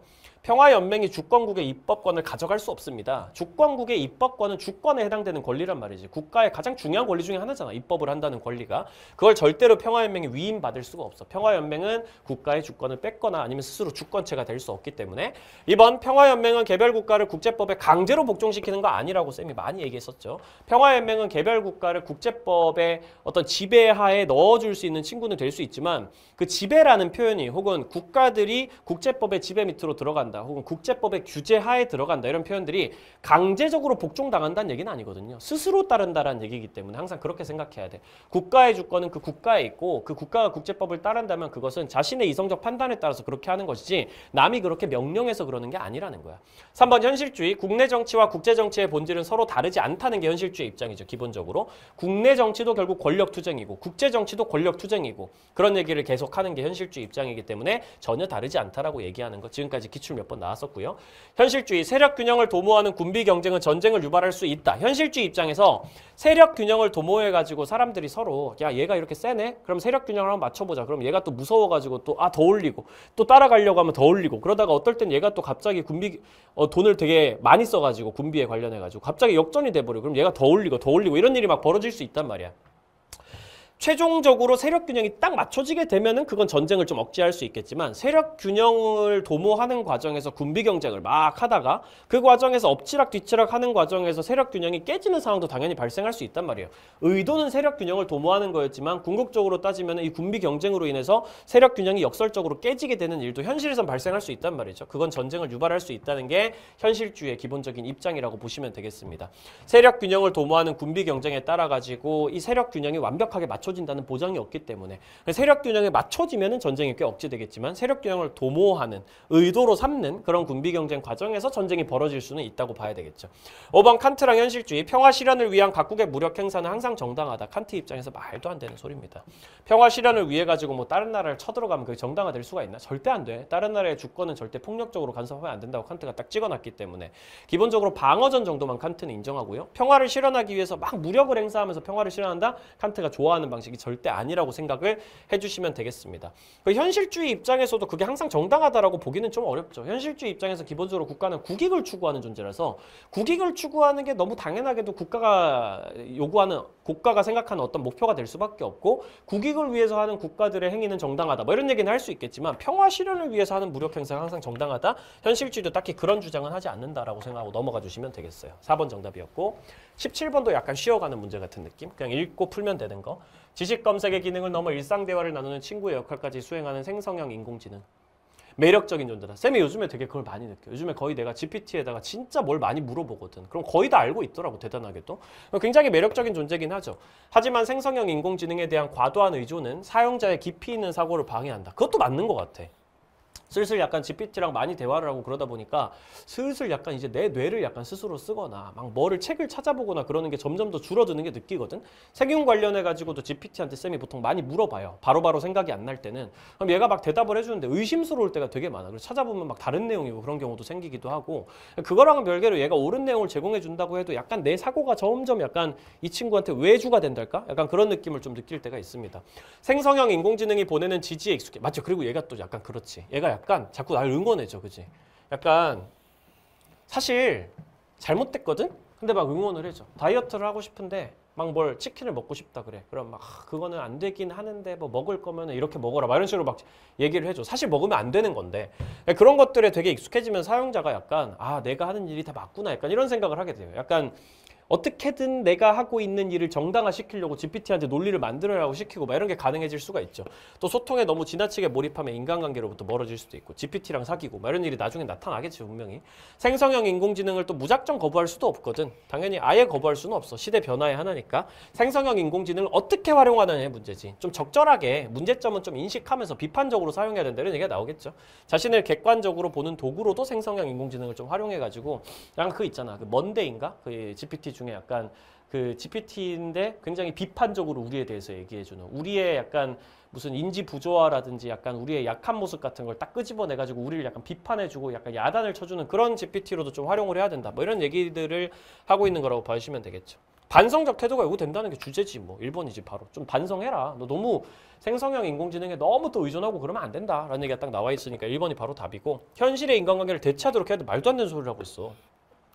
생성형 인공지능을 수단이 아닌 목적적 존재로 간주해야 된다고 얘기한 적도 없거든요. 우리가 이제 얘를 인격으로 취급해가지고 인간이랑 동등한 권리를 주자 이런 얘기하는 건 아니고 기능은 정보를 탐색하는 것에만 한정되는 거 아니죠, 그렇죠? 우리를 막 위로해 준다든지 뭐 우리와 소통을 해준다든지 약간 감정적으로 위로해준다든지 이런 것들이 다 가능하다는 식으로 지금 적혀 있고 생성형 인공지능은 유해함으로 사용이 전면금지라고 얘기한 적도 없죠. 이걸 부정할 수도 없다라고 아까 적혀 있었으니까 정답 1번으로 굉장히 쉽게 풀 수 있겠습니다. 18번도 약간 연달아서 쉬어가는 문제 같은 느낌? 패스트 패션은 최근 유행에 따른 옷을 저렴하게 제공하는 방식으로 소비자의 기호를 충족해주지만 막대한 양의 탄소를 배출해. 막대한 양의 탄소를 배출해 기후변화를 좀 가속화하는 문제점이 있어. 정부의 규제가 좀 필수적이야. 패스트 패션 제품 생산에 대한 정부의 규제는 실효성이 있기는 해. 근데 소비자의 선택권을 좀 너무 침해하기 때문에 바람직하지는 않아. 소비자가 윤리적 신념에 따라서 슬로우 패션 운동에 참여하는 것처럼 가치 소비를 소비자가 실천해야 돼. 여기는 약간 정부의 역할을 메인으로 강조하고 있다면 여기는 소비자의 역할을 메인으로 강조하고 있고 기후 문제는 소비자가 메인으로 참여해가지고 알아서 약간 윤리적 실천으로 기후 문제를 해결하는 게 맞아 라는 입장 차이가 딱 나타나죠. 정부가 할 거냐 소비자가 할 거냐. 패스트 패션의 확산은 소비자의 욕구 충족을 방해한다. 그렇게 얘기한 적 없습니다. 기호를 충족해준다고 돼 있죠. 의복의 생산 방식은 제도적 규제 없이 개선돼야 된다. 제도적 규제 없이 개선돼야 된다라고 얘기한 적 없거든요. 여기 정부의 규제가 필수적이라고 했기 때문에 제도적 규제가 필요하다는 거죠. 소비에 대한 성찰은 기후 문제 해결에 기여할 수 있다. 소비자가 윤리적 신념에 따라 소비 문제에 대한 성찰을 해가지고 기후 문제를 해결해야 된다라는 걸 해결할 수 있으니까 그렇게 얘기하는 거겠지. 4번 패스트 패션에 대한 정부의 정책은 어떤 효과도 없다. 정부의 규제는 실효성이 있다라고 위에서 얘기했었죠. 어떠한 효과도 없는 건 아니고 소비 행위의 가치는 경제적 효용만으로 평가된다. 여기 윤리적 신념에 따라 가지고 가치 소비해야 된다 이렇게 나와 있잖아. 경제적 효용만으로 평가되는 게 아니란 뜻이겠지. 가 같은 경우는 딱히 그런 얘기는 안 했었고 여러모로 가도 나도 그렇게 맞다고 보기 어려운 내용 되겠어요. 굉장히 쉽게 그냥 독해로 풀어봤습니다. 19번 원조 문제. 원조의 목적은 고통받는 사회가 자기 문제를 합당하고 합리적으로 관리할 수 있도록 도와줘서 그래서 결과적으로 질서 정연한 사회가 되도록 하는 거. 롤스. 너무 쉽죠? 재심은. 질서 정연한 만민은 고통받는 사회를 원조해야 된다. 원조의 의무. 도덕적으로 그에 상응하는 중요한 다른 일을 희생하지 않고 막을 수 있는 극단적인 빈곤이 있다면 내가 절대 빈곤에 해당되는 수준의 희생만 하지 않고 한 이 정도 희생만 해가지고 절대 빈곤 이만큼을 막을 수 있으면 당연히 원조 의무가 있다라고 얘기하는 건 식어겠죠. 이익평등 고려의 원칙에 따라서 공리를 증진하자라는 얘기죠.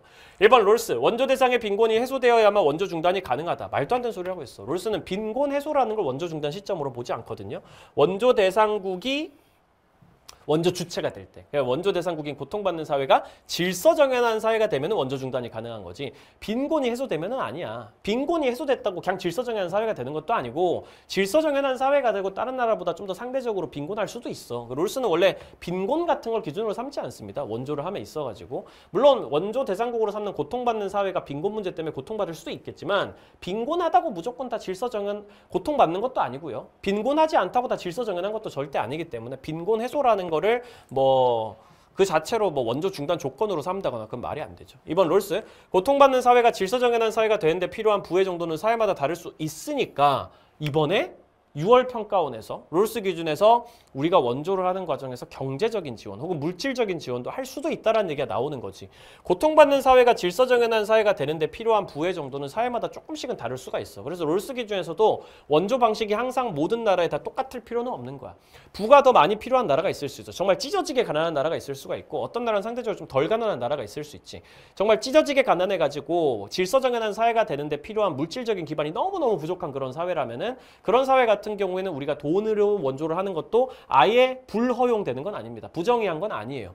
하지만 어떤 사회 같은 경우에는 이미 부는 어느 정도 충분히 있고, 아니면 이미 질서정연한 사회가 될 수 있는 나머지 기반은 다 갖춰져 있는데 문화적인 전통이라든지 공적 정의가 아니라 이런 부분만 좀 부족할 수 있단 말이에요. 그럼 그런 부분을, 제도적인 부분만 집중적으로 도와줘도 되는 나라도 있을 수가 있고, 그렇기 때문에 고통받는 사회가 질서정연하게 되기 위해서 필요한 부는 당연히 사회마다 다르다는 거죠. 지금 이 사회가 처해 있는 상황에 따라 가지고 다를 수 있다는 얘기이기 때문에 어떤 사회는 조금 물질적인 지원도 해줄 수 있고, 어떤 사회는 물질적 지원 없이 그냥 제도적 지원만 해주면 되고, 설득만 하면 되고, 이런 얘기들을 다 할 수 있는 거겠습니다.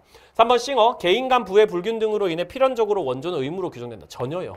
원조가 의무로 규정되는 이유는 세상에 고통이 있기 때문이에요. 다른 나라에 고통이 있는데 부유한 나라에 사는 사람이나 아니면 기본적 필요는 충족되고 또 남는 소득을 가진 사람들이 약간의 희생으로 이 사람들을 도와줄 수 있는 상황일 때 원조 의무가 규정되는 것이지, 세상에 절대 빈곤한 사람이 있을 때 원조 의무가 규정되는 것이고, 그 고통을 도와줄 수 있는 사람이 있을 때 원조 의무가 규정되는 거지, 부가 불평등하다고 해서 원조 의무가 생겨나는 게 아니거든요. 싱어 기준에서는 고통이 존재한다, 그 고통을 도울 수 있는 사람이 있다, 이게 원조 의무를 규정하는 근거가 되는 겁니다. 4번 싱어, 원조 대상이 처한 정치적 상황 때문에 원조 의무 이행이 유보되는 경우도 있죠. 그걸 쌤이 한 100번 말했던 원조를 헛되게 만드는 정책을 집행하는 국가라고 얘기를 할 수가 있겠죠. 원조 대상이 처한 정치적 상황이라는 게 너무 심각한 수준으로 정치가 엉망이야. 그래서 우리가 원조를 부어도 그 나라에서 우리 원조를 사실상 무효화시키는 정책 같은 걸 막 피고 있는 거야. 우리가 돈을 줘가지고 이제 이 문제를, 절대빈곤 문제를 해결해 주려고 좀 노력을 해도 이 나라에서 출산율 제한 정책을 전혀 안 펴가지고 애들이 막 1년에 막 1억 명씩 막 태어나는 그런 나라라든지, 이런 경우에는 우리가 원조를 하면은 그거에 따라 상황이 더 악화될 수도 있단 말이야. 애들이 더 많이 태어나서 더 많이 가난한 애들이 생겨나는 케이스. 그런 경우에는 우리가 원조를 안 할 수도 있다. 원조 의무가 유보된다 혹은 사라진다, 이렇게 얘기할 수 있거든. 그러니까 X. 5번 롤스 싱어, 원조의 목적 달성을 위해 원조 대상에 대한 강제력 행사는 둘 다 인정 안 합니다. 둘 다 막 강제로 원조하고 그런 얘기는 절대 안 하죠. 특히 롤스가 온정적 간섭주의는 안 된다라는 얘기로 확실하게 얘기를 하고요. 싱어도 강제적인 원조 이런 걸 얘기한 적은 없기 때문에 탈락 잡아주시면 되겠습니다. 가불사상가들 입장으로 적절한 거, 예술관이네요. 아름다운 건 동물적이면서도 이성적 존재인 인간에게 감각을 가지고 있으면서도 이성도 가지고 있는 중간에 해당되는 존재. 그래서 신은 완전히 이성적 존재인 신 같은 경우에도 어떤 감성을 가지고 있지 않기 때문에 예술적, 미적 판단을 내릴 수가 없고, 동물은 그냥 오로지 감각만 가지고 있는 존재이기 때문에 또 미적 판단을 내릴 수가 없고, 감성도, 감각도 가지고 있으면서 이성도 가지고 있는 인간에게만 미적 판단이 가능하다라고 얘기를 하는 거예요. 인간만 미적 판단을 할 수 있다. 다른 모든 인간의 동의를 요구한다. 이거 보편적 타당성 얘기하는 거죠. 우리가 아름다운 거를 볼 때 기본적으로 이건 주관적인 판단이지만 그럼에도 불구하고 보편성도 가진다. 아름다움에 대해 가지고 인간들의 판단이 일치할 수 있다, 여기를 하고 있는 거고, 미가 선의 상징이다라는 얘기도 나와 있기 때문에 칸트인 거 확인할 수 있겠습니다. 인간은 태어날 때부터 모방된 것에 쾌감을 느낀다. 이거 이쯤 되면 알아야 돼. 이거 아리스토텔레스잖아. 태어날 때부터 모방된 것에 쾌감을 느낀다. 그래서 인간의 예술이라는 건 기본적으로 모방이다. 그런데 시인의 임무는 실제 일어난 일을 똑같이 얘기하는 게 아니라 일어날 수 있는 일을 개연성 있게 모방해가지고 창작하는 거야. 추악한 거는 더 추악하게 묘사하고, 선한 건 더 선하게 묘사하고, 아름다운 건 더 아름답게, 추악한 건 못생긴 건 더 못생기게 묘사를 해가지고 우리 인간이라는 존재에게 이 예술을 통해 가지고 일종의 교훈을 주는 게 예술의 목적이야. 그 예술이라는 건 자연이 완성하지 못한 거를 완성하는 걸 목적으로 한다. 그렇게 해서 인간에게 일종의 도덕적 진리를 깨우쳐주는 것이 예술의 목적이다라고 얘기하는 게 아리스토텔레스 입장이라는 건 이전에 평가원 문제에 나왔던 제시문을 통해 가지고 이미 다 제시가 된 내용이고 이걸 모르고 있으면은 기출 분석이 너무 안 돼 있는 거니까 아리스토텔레스 기출 좀 보고 오세요. 기억, 칸트, 미적 판단은 일체의 이해 관심 없이 내려질 수 있다. 미적 판단은 기본적으로 무관심성이라는 특징을 가집니다. 이게 선의 판단과 미적 판단의 유사성이거든요. 선의 판단도 미의 판단도 기본적으로 이해 관심이랑 상관없는 무관심성이라는 특징을 가져간다라고 칸트가 맨날 묘사를 하기 때문에 여러분들 기억하셨을 겁니다. 니은 칸트, 미적 판단과 도덕 판단 모두 보편성을 지닐 수 있다. 이것도 보편적 타당성 혹은 보편적 만족감. 이거 미적 판단은 기본적으로 주관적인 판단이지만 그럼에도 불구하고 보편적으로 일치하는 모습을 가진다. 그리고 도덕 판단도 기본적으로 보편성을 가지게 된다. 우리는 모두 이성을 가지고 있기 때문에 이성을 가진 존재라면 도덕 판단을 다 같이 내릴 것이다. 보편적으로 내릴 것이다. 이런 얘기하고 있는 거고 미와 선의 유사성 중에 보편적 타당성 얘기하는 거고 디귿 아리스토텔레스 과거 사실의 재현은 시의 궁극적인 지향점이 아니다. 과거 사실을 재현한다는 건 뭐예요? 그냥 다시 한번 보여준다는 거지. 그건 시의 궁극적인 지향점이 아니야. 오히려 과거 사실을 더 개연성 있게 모방을 해가지고 더 개연성 있게 표현을 해줘가지고 그걸 기반으로 해가지고 사람들에게 일종의 진리에 대한 깨달음, 도덕적인 깨달음을 주는 게 목적이 되는 거지. 그러니까 과거 사실을 그냥 재현하는 건 궁극적인 목적이 아니야. 그걸 통해서 도덕적인 진리를 깨닫게 하는 게 목적인 거지. 리얼 칸트랑 아리스토텔레스 인간 본성을 극복해야만 미적 즐거움을 느낄 수 있다. 이건 약간 독해 문제에 가까운 게 아리스토텔레스는 태어날 때부터 본성에 따라 그냥 우리는 모방된 거에 쾌감을 느낀다고 돼 있거든. 그럼 인간 본성을 극복해야만 미적 즐거움을 느낄 수 있는 게 전혀 아니야. 오히려 인간 본성에 따라서 우리가 미적 즐거움을 느끼는 거지. 칸트 같은 경우에는 이 인간 본성이라는 거를 일종의 자연적 경향성이라고 본다면 칸트 같은 경우에는 자연적 경향성을 극복해야만 미적 즐거움을 느낄 수 있다라고 보기는 좀 어려울 거예요. 인간 본성을 극복해야 된다? 칸트 입장에서. 구체적으로 따지면 칸트 입장에서 인간 본성이라는 건 딱 아까 얘기했던 그냥 자연적 경향성이라고만 볼 때 이 자연적 경향성이랑 미적 즐거움은 크게 상관이 없긴 합니다. 칸트 기준에서. 그래서 이 자연적 경향성이랑 미적 즐거움이 그 자체로 엄청 강력한 상관이 있는 건 아니다. 혹은 인간 본성에 막 인간 본성이랑 상관없이 우리는 미적 즐거움을 느낀다라든지 혹은 미적 즐거움을 느끼는 과정에서 우리는 이 자연적 경향성이라든지 뭐 혹은 욕구라든지 이런 거랑은 상관없이 우리는 자연적 경향성을 느낀다. 이렇게 얘기하면 맞을 수도 있겠으나 칸트가 딱 이런 식으로 묘사하지는 않아요. 인간 본성을 극복해야 된다. 그래야지만 미적 즐거움을 느낄 수 있다. 우리는 자연적 경향성을 가지고 있으면서도 동시에 미적 즐거움을 느낄 수가 있거든. 꼭 미적 즐거움을 자연적 경향성 때문에 느끼는 건 아니지만 그렇기 때문에 칸트 입장에서 딱히 맞다고 보기는 좀 어려운데 확실한 거는 이건 일종의 독해 문제로서 아리스토텔레스 입장에서 미적 즐거움을 느끼는 게 인간 본성이다 라고 묘사를 하고 있기 때문에 그냥 탈락 잡아주시면 되겠습니다. 그럼 정답은 4번이 되겠죠.